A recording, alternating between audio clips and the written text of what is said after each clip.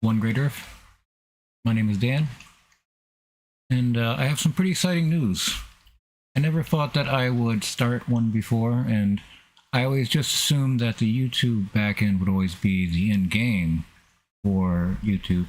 But unfortunately, as I've been talking about recently, my YouTube ads account has been suspended due to shocking content, bypassing systems. Like, they just assumed that the YouTube backend would always be the end game for YouTube.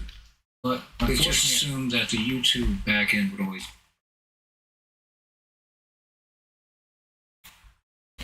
But that's not the case. The case is now that I finally did get word back from YouTube support, Google support, and upon further evaluation, they really did not like what I had to say in my material over the last probably 2 or 3 weeks. I didn't, in hindsight, didn't understand that saying genocide would be such a downer, you know? But that's what it is. Now here we have Patreon account. I wrote here, I'm excited to start a Patreon. You can join for free. That is also a thing on Patreon that I don't know a lot of people know about. You can join for free, you don't have to pay. So your membership can still grow even though people aren't paying. That's cool. There's also a $5 tier for those who would like to support what I'm doing here. Thank you. Let's see. For context, Google suspended my ads account due to shocking content and other claims. I made a mistake when I created this YouTube account some 10 years ago by marking it as an organization instead of an individual. While an account change is possible, because that's what originally led me down this road, is like, okay, well, I need to have my account type changed from an organization to an individual. And that is something that Google support said that they could do. But unfortunately, upon reviewing my ads, reviewing what I've been doing pretty much on YouTube, they said in so many words that they will be, the suspension will not be lifted. And there's no reason to ever assume that I can get an appeal. I can keep trying to appeal, but I can't keep trying to appeal because now when I try to appeal, I have to appeal as an organization. I can't appeal as an individual. This is something YouTube can change in the back end for me to be able to appeal, but they won't do it since they don't want me to appeal anyway. I'm stuck. But it's not the end of it. I continue to make posts, I continue to stream, but it's something that was taken away from, your account. You don't know quite how it's going to affect, 1 year, 6 months down the road. It might not have any effect on me at all because from what I understand, like people that have like ads, like, the big time YouTube creators, they have, hundreds of thousands of followers and just ads all over the place. But now that I don't have Google Ads, am I still getting ads served in my videos? That's the other part that I really don't like, is that even though that my account's suspended, YouTube can still show ads during or before my video loads. That's not cool. I was struggling to try to think of something to be able to put on here, for paid members, for subscribers only. And I don't want to put down, like, I don't want to say, I'm going to do early content for people, because that's just another step to look at my content, and that's just another way to, that doesn't make sense. Early content for this, because when I have a lot of energy, and I go live frequently, and I can stream for long periods of time. Over the winter time, I mean, I would have these marathon streams of 2 to 4 hours at least, at a time. And then I would come back later and do another hour or so on another topic. But more recently, I've been in this loop of doing 3 articles relating to the articles and information that I can pull. And it's been really interesting. And for me, I thought that this would probably be something that YouTube would like to see as content. But apparently they do not approve the content I'm making. So besides just Patreon and YouTube, that is all I'm going to be doing with OneGreatEarth now, because the ads part about it, that sucks. But what are you going to do besides try to adapt? YouTube told me that they didn't like my content, that it was shocking and graphic, there was foul language, and they used a term that means bait and switch. Like I'm getting people to look at my videos and they're not what the headlines say, which is not true. Every time that you click on one of these videos, you'll see these headlines, and that's what it's going to be about. It's what I'm going to be talking about. It's what I'm going to be casting about. But it's very unfortunate that YouTube decided to suspend my account indefinitely, because I'm in a catch-22. I have to be able to have YouTube change my account type from organization to individual, but they're not going to do that because my account's suspended, and changing the account type will allow me to lift my suspension, or at least to make an appeal. But I can't even appeal, I'm finding out. It's just me talking to an automated system, and I even tried calling Google's number for their AdSense, but it's specifically just for ads only, not support for your backend account. So that got wiped out. It's unfortunate, but I am hoping to be able to mitigate a lot of it by having a Patreon account, posting all my videos there, and as well as personal stories and an environment that I found myself, especially when I worked County Road Commission. That was a lot of walking and a lot of insane things seen every single day, never a dull day. They laid me off during the pandemic, and it's been unfortunate. I do miss working, because, I mean, you would work until they let you go.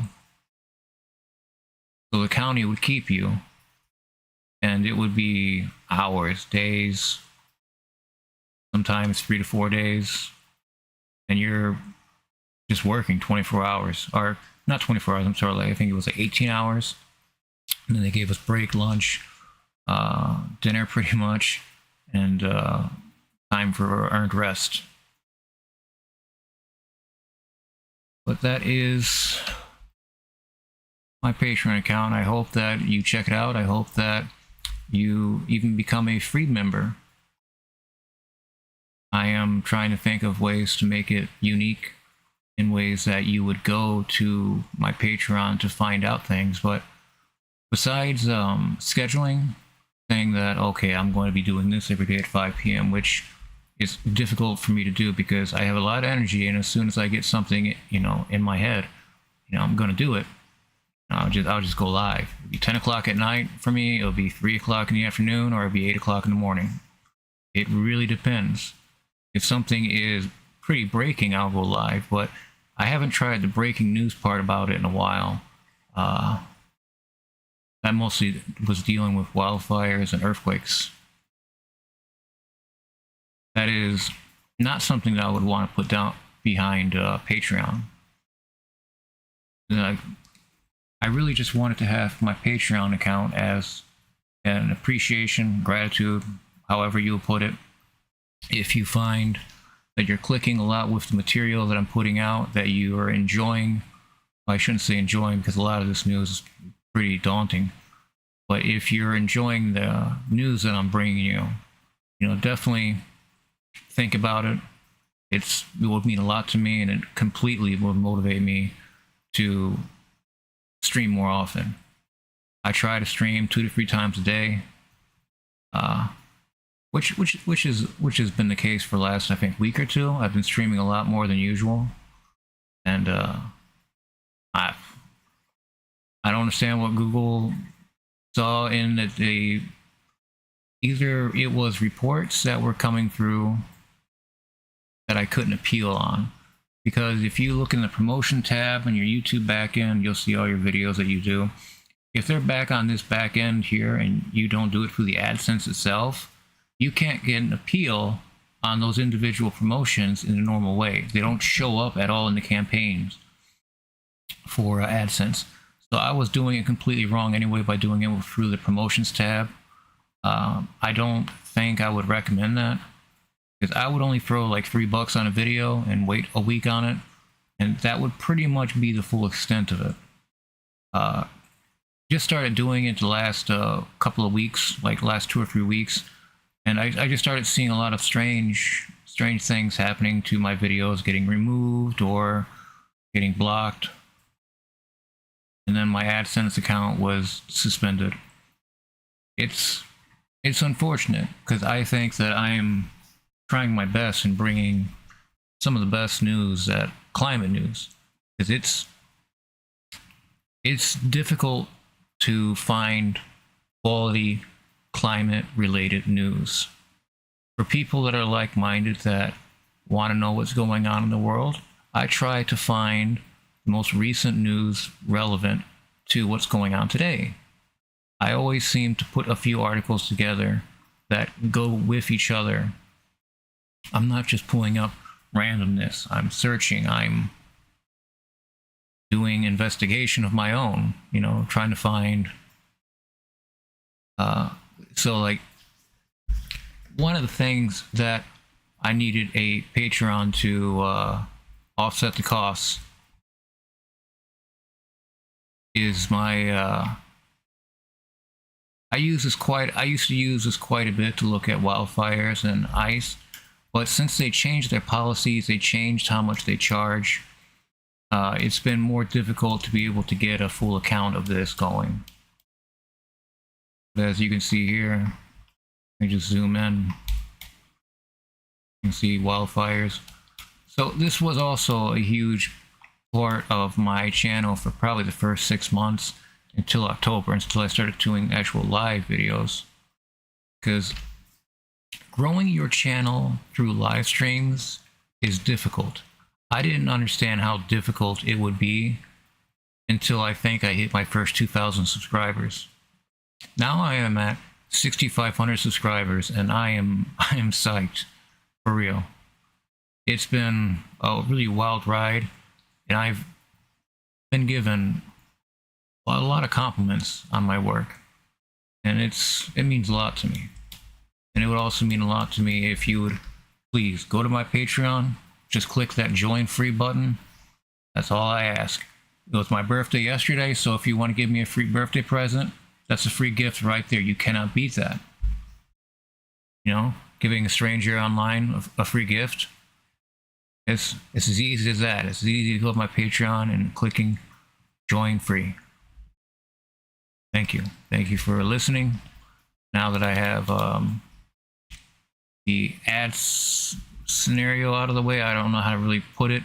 It's not really an ad. It's, you know, what this account is.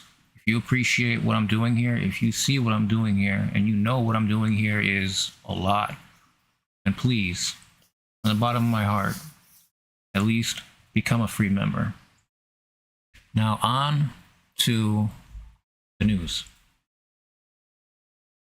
This in from SanFranciscoGate.com by Ashley Harrell, California Parks contributing editor. This in complete failure. Refugio State Beach closed until further notice. Climate change has wreaked havoc on these Central Coast beaches. As the summer approaches, Refugio State Beach visitors are usually frolicking in the surf, pitching tents in the campground, casting their rods from the shore, and kayaking, hiking and biking the date palm-dotted coastline. Coast lifeguards are usually perched in the towers, and lifeguards in training are doing safety drills in the sand. Not this year, though. About 20 miles up the coast from Santa Barbara, this beloved family beach park was slammed by winter storms and inundated with rain earlier this year. 10 of the park's iconic Canary Island date palms, which were planted more than 100 years ago, toppled, and 14 more had damaged root systems that necessitated removal. This is unfortunate because we also saw the storms that brought down the trees in Florida. It's very difficult to be a tree. Like, your root system needs to be strong, but if you were planted there as decoration and you're surrounded by concrete, you don't have room to grow. And that depends on what's underneath you. Just because it's planted there next to the road doesn't mean that there wasn't a road underneath there that's planted on. It's really bizarre, and I've seen a lot of strange things under roads. I mean, I've worked on freeways, highways in Michigan, so you've seen some crazy things. Like seen like original foundation from underneath the blacktop that was from like the 1920s. Things like that. Things that I don't know if more people could appreciate. I used to take pictures of my foot next to holes that would form sinkholes. Big enough for a truck to fall into. I digress, I'm sorry. Back to where we were. The Canary Island date palms, which were planted more than 100 years ago, toppled, and 14 more had damaged root systems and necessitated removal. Heavy flooded ensued, and a sinkhole opened up near the road by the park ranger kiosk. The storm also caused damage to Gaviota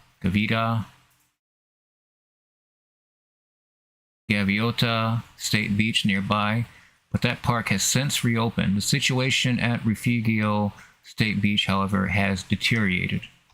Due to the complete failure of an extensive culvert system resulting in numerous sinkholes across multiple agency jurisdictions, the park will remain fully closed for repairs. All reservations through June 30th will be canceled and affected parties will be contacted accordingly. There is no anticipated date of reopening at this time. According to the California State Parks Southern Division Communication Manager Jorge Moreno, the culvert had been installed in the 1950s and its pipe corroded over time. The pipe rusted out and the water traveled around the culvert as opposed to through it. This is not an uncommon occurrence with these types of structures, Moreno wrote in an email. Because the culvert straddles land under the jurisdiction of California State Parks and Santa Barbara County Public Works, the agencies are working in tandem to replace it. For the state, it's a multi-step process. First, California State Parks had to complete a review for environmental compliance and obtain permits from regulatory agencies, according to Moreno. Then, as a result of the environmental review, state parks had to consult with the tribal governments and bring in archaeologists to direct the project, he added.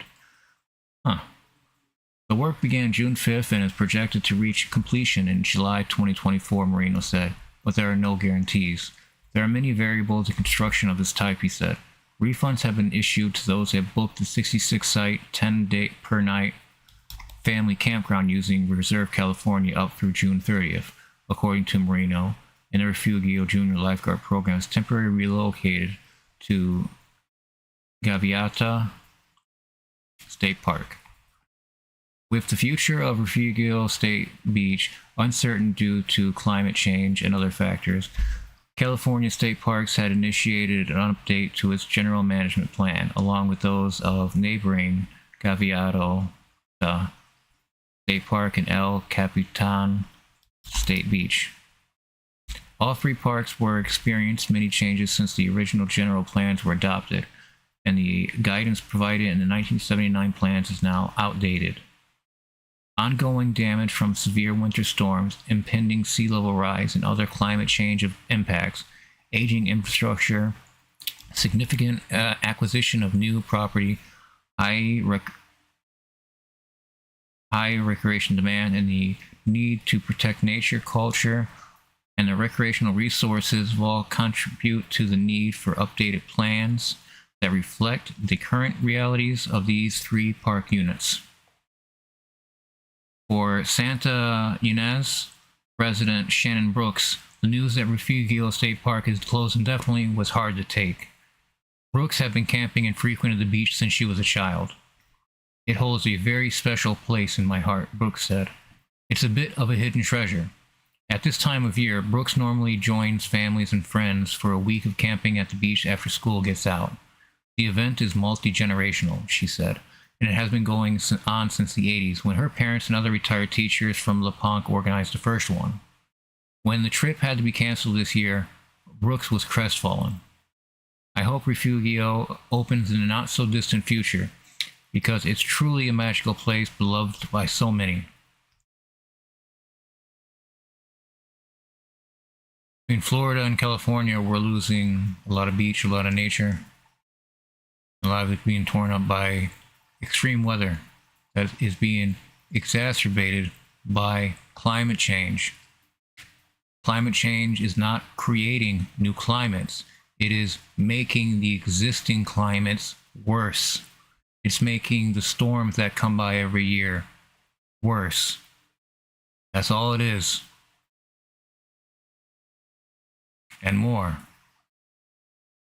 But put it simply, climate change makes weather that would occur already worse. Especially sea level rise and a lot of other storms that just demolish the beach. And how does the beach close? But it's not just a beach. It's the safety of beachgoers. It's not just we have to close it just for repairs. There's potholes, there's sinkholes that opened up everywhere. So it's very alarming enough to close it until indefinitely. It sounds like they would have to backfill a lot of these holes, and if it's a sinkhole, who knows how deep it actually can go. I mean, I've seen 3 or 4 county dump trucks, dump gravel, and then we shovel the gravel into the hole, and we never saw the gravel inside the hole. It just keeps going on forever.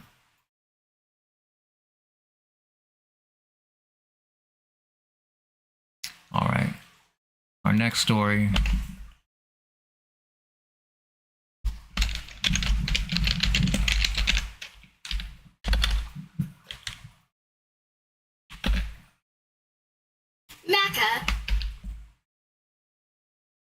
Makah tribe gets federal approval to hunt up to 25 gray whales. The waiver from the National Oceanic and Atmospheric Administration is a major victory for the Makah tribe, which considers whaling central to its culture. It has been 25 years since the Makah tribe last harpooned a gray whale, a practice its members considered a sacred tradition but was restricted by federal regulation. But on Thursday, the tribe was granted a long-sought waiver that allows them to hunt up to 25 whales in the next decade. The waiver from the National Oceanic and Atmospheric Administration is a major victory for the Northwest Washington tribe. Whaling is central to the Makah culture, and treaty rights explicitly protect the tribe's rights to hunt whales, leaders said.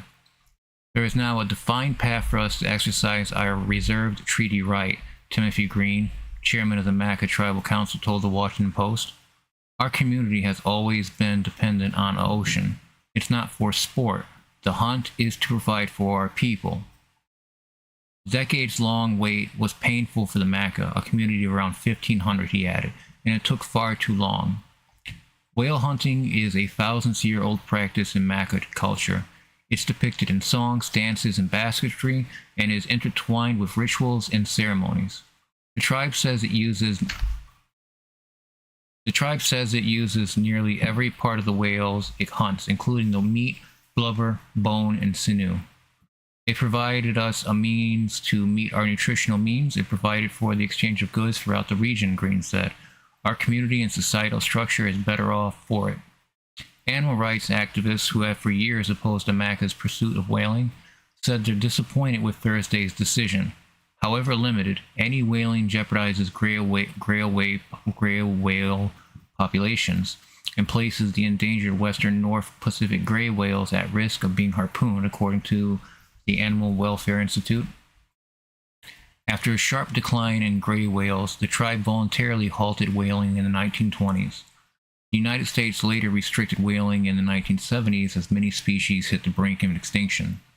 After the eastern North Pacific gray whale population recovered and was no longer considered an endangered species, the Makah notified the federal government of interest in resuming whaling. The 1999 hunt was the first one since the 1920s. By 2000, a federal appeals court said that regulators failed to take a hard look at the hunt's environmental impacts in order to halt. 21 years later, an administrative law judge argued the tribe should be granted a waiver under the Marine Mammal Protection Act, a 1972 law that prohibits the killing of whales and other sea life. Today is a monumental day in the efforts to allow the Makah tribe to exercise their treaty right to subsistence and cultural whaling. Chris Yates, an assistant regional administrator of NOAA Fisheries, told the Post, "It's been a real long time coming for the Makah tribe. The waivers allow the Makah to hunt up to 25 eastern North Pacific gray whales over a 10-year period. As of this spring, there were about 17,000 to 21,000 of the gray whales along the west coast," Yates said. Western North Pacific gray whales, which remain on the endangered species list with an estimated population of 300, will not be included in the waiver, Yates said. That's good news. There are multiple safeguards built into this, he said, adding that the hunts will take into account when the endangered whales migrate. DJ Schubert, senior wildlife biologist with the Animal Welfare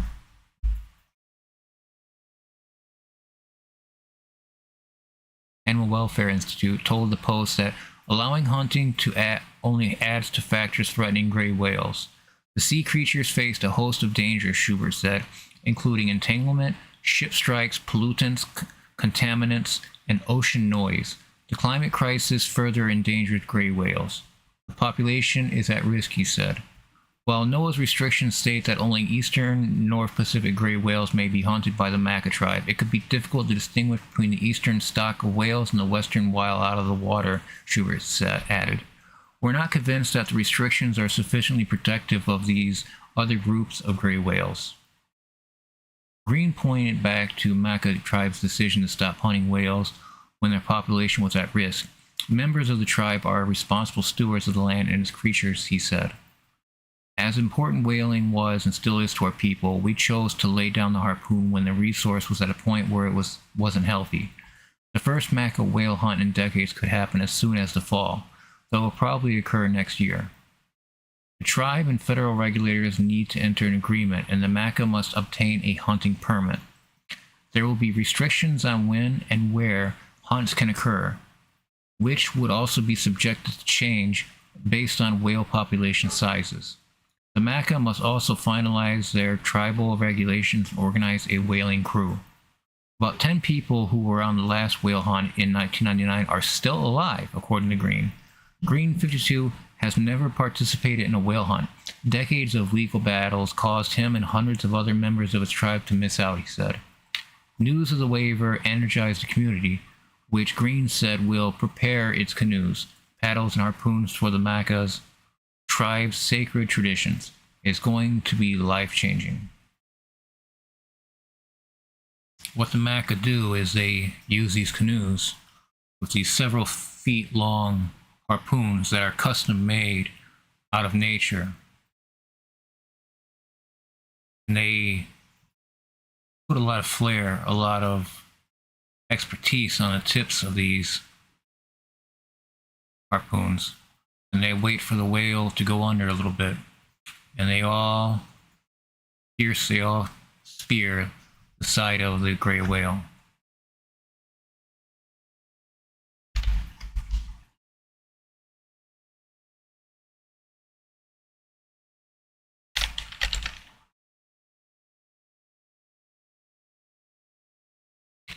Now this is more information regarding the Makah's whaling techniques.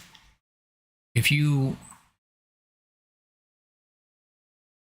against this or for it, either way, you have to know exactly what the process entails for the Makah tribe to actually hunt a gray whale. They're not using modern means of catching this giant beast. The Makah whaling technique is difficult and labor intensive. The men hunt from cedar canoes, each seating 6 to 9 people, and more recently from small fishing vessels. They take these into the Pacific Ocean adjacent to their reservation territory. Various traditional criteria are used to determine the best whale to harvest. By counting the whale's exhalations, the hunters determine the whale is about to dive, and determine from this the best time to strike. Approaching the whale's left side, the hunter strikes when the whale is 3 to 4 feet deep to avoid the force of the whale's tail. The harpoon is 16 to 18 feet long, composed of 2 pieces of yew wood spliced together. Historically, hunters used a mussel shell tip in conjunction with barbs with elk horns. That's wild. Since the late 20th century, hunters have used a steel Yankee-style head, but they have retained the yew wood shaft because of its flexibility, water resistance, and strength. Held fast into the whale, the harpoon shaft comes loose to be recovered later, and a line is thrown to the canoe with seal skin floats attached to provide drag to weaken the whale. In the past, a series of smaller lances were used to repeatedly strike the whale, gradually weakening it and killing it, often over long periods of time, and in some cases days.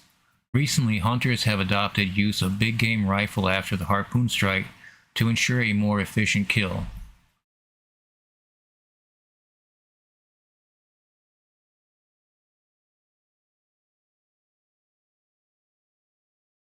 So the International Whaling Commission permits 4 cartridges in whaling: a .458 Winchester Magnum, a .460 Weatherby Magnum, and a .50 caliber BMG, and the .577 Tyrannosaur, which the Makah fired in the 1999 hunt.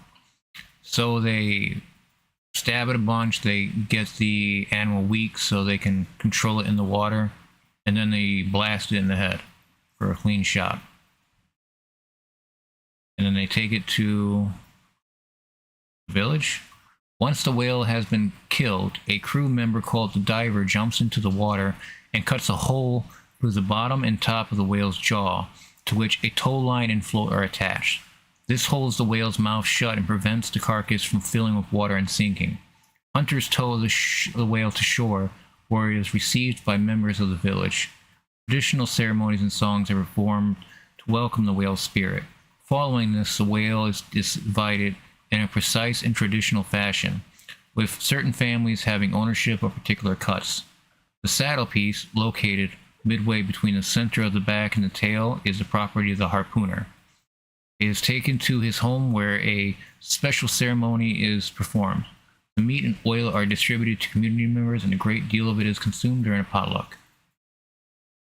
The Makah assert their right to whaling is guaranteed in the 1855 Treaty of the Nia Bay, which states in part, the right of taking fish and of whaling or sealing at unusual and accustomed grounds and stations is further secured to set Indians in common with all citizens of the United States.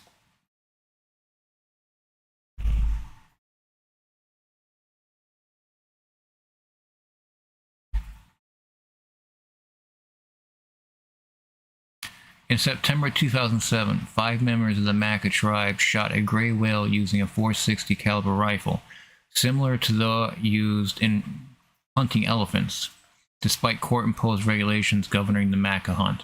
The whale died within 12 hours, sinking while heading out to sea after being confiscated and cut loose by the United States Coast Guard. The tribal council denounced the killing and announced their intention to try the individuals in tribal court. They'd be holding their own accountable. That's good news. But shooting a whale in the head, just driving by it, with no means in taking it and being able to disseminate the whale, that's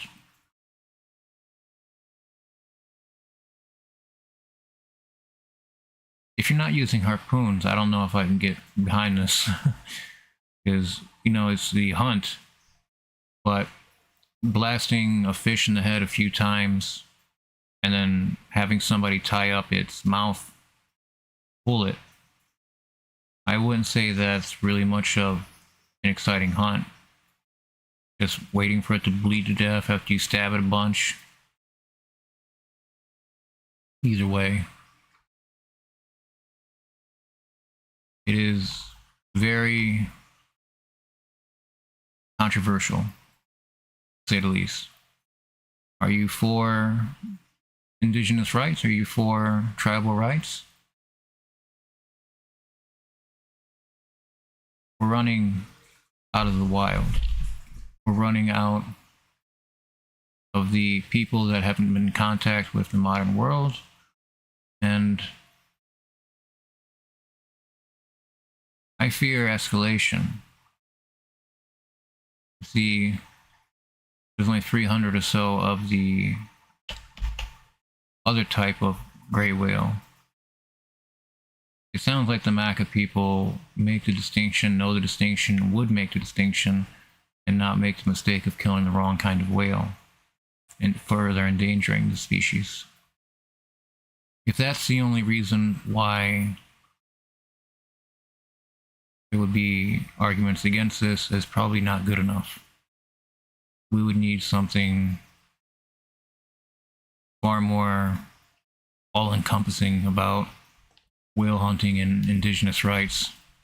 But it sounds like this has been taken care of, and 25 whales, gray whales, within their waters in the Pacific.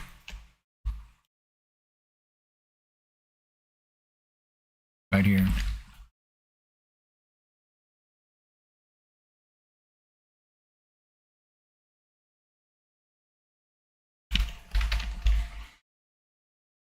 That's the reservation lands.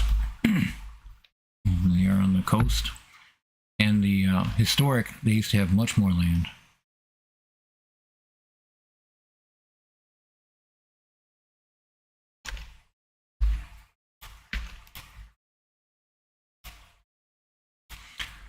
Alright. I think that is all that I have for right now. Excuse me. This has been an interesting stream. This picture is fuzzy. Let's see if it comes up now. That's them on a gray whale. That was in 1999, that picture. That was the gray whale that they hunted the right way, as they would put it. Because using a gun just to blast a fish, there's no sport in that. You know, they hit you with the tail, that will get you.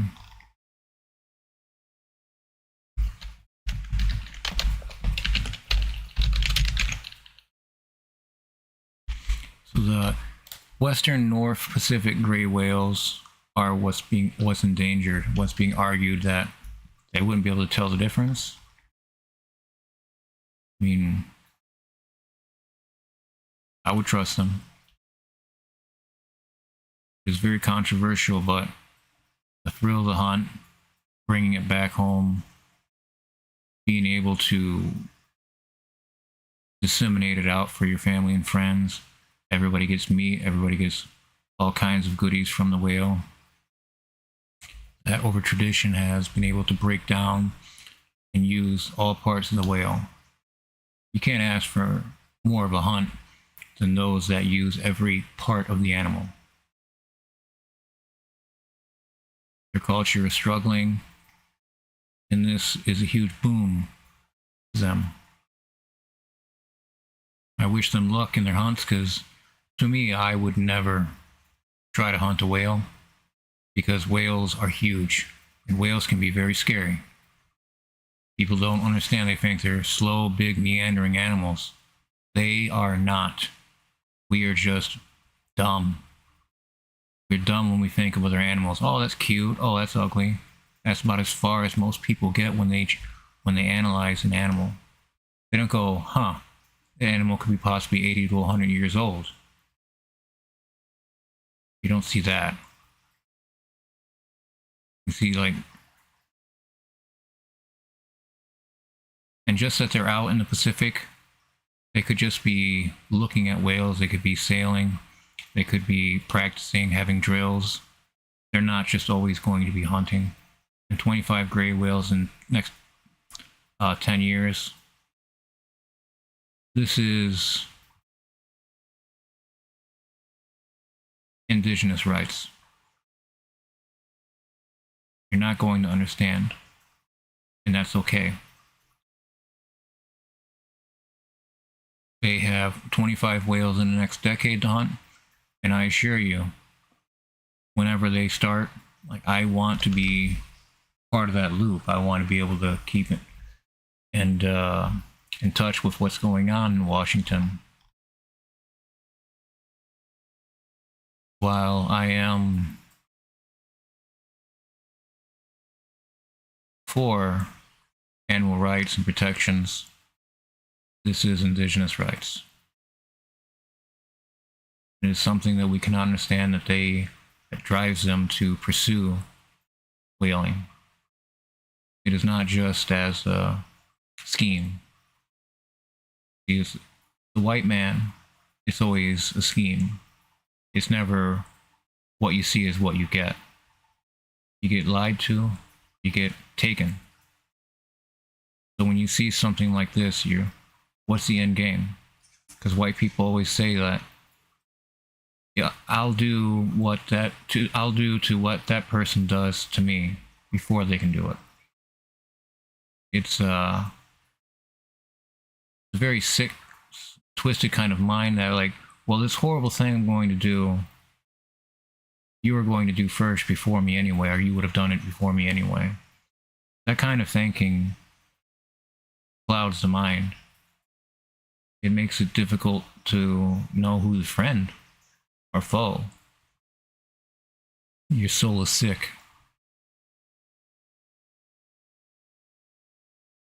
So this is very big news, especially coming out of indigenous rights. I'm sure they celebrated and had a few days of celebration, I'd imagine, because 1999 was the last time that they were allowed to hunt. Although there was that anomaly of those youths that went out and hunted on their own with guns, so that's not exactly the same. I don't know, this is kind of a beautiful thing, but on the other end, our oceans are dying, and marine life is plummeting. Billions of Alaskan snow crabs are missing. The last time billions of animals went missing were passenger pigeons. You know, we thought that passenger pigeons were unending, that we would never see the end of them. They're extinct.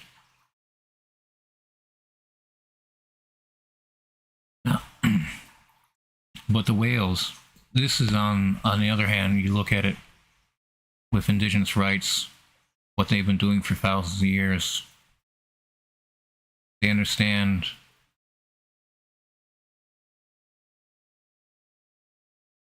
tradition. They understand what they're doing is for more than just a simple hunt. It's not just to get out there and get a whale. No. This is their people. This is so much more than just hunting a marine life and marine life. But they take the spirit from the animal and they divide it up with the people that lives with them. It's going to make some big changes, and I'm sure they're going to be thrilled, ecstatic. Although I hate to say that they probably got a window on this, because when the water heats up and the coral bleaching happens again on the northern hemisphere, you know, they might not have another chance at this, because who knows what marine life is going to be in 5 years, with the oceans heating up, taking all the energy and heat from the above world. Swirls toward polar now south and north.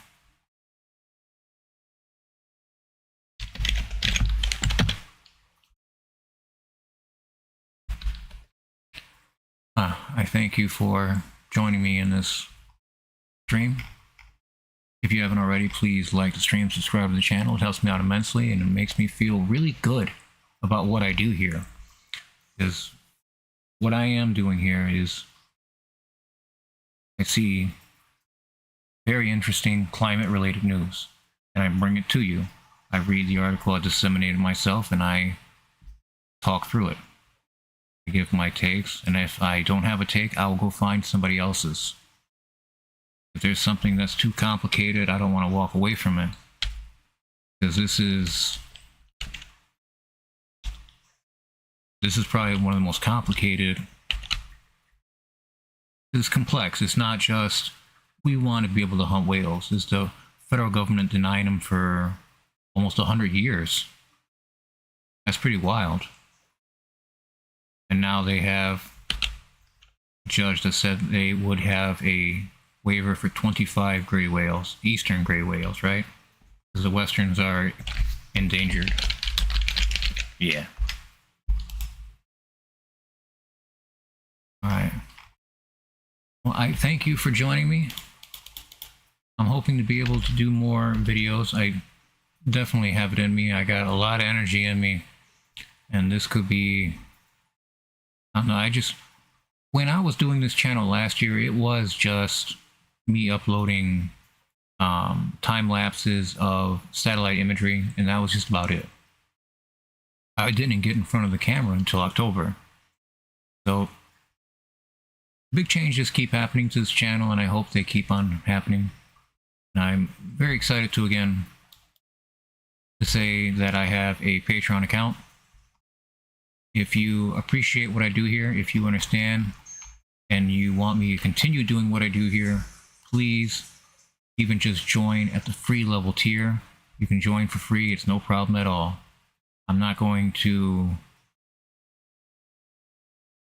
be mean about somebody that doesn't have $5 to give to somebody online, but I understand it. But if you do have the means, please, it's $5 a month, and it would help me out immensely be able to continue doing what I do here. Alright. Now past 10 o'clock Eastern Time. Thank you once again. Please take care.